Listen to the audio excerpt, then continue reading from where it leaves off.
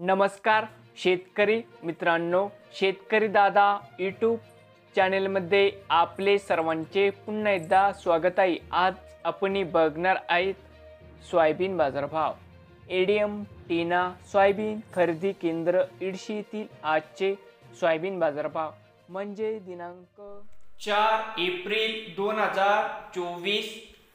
तर मित्रांनो, आजचे चालू खरेदी सोयाबीन बाजारभाव। मित्रांनो, या ठिकाणी तुम्हाला सोयाबीनचे पेमेंट लगेच पाहिजे असेल, या ठिकाणी आज पुन्हा सोयाबीनला 4600 रुपये क्विंटल आज 150 मध्ये सोयाबीनला बाजारभाव मिळत आहे।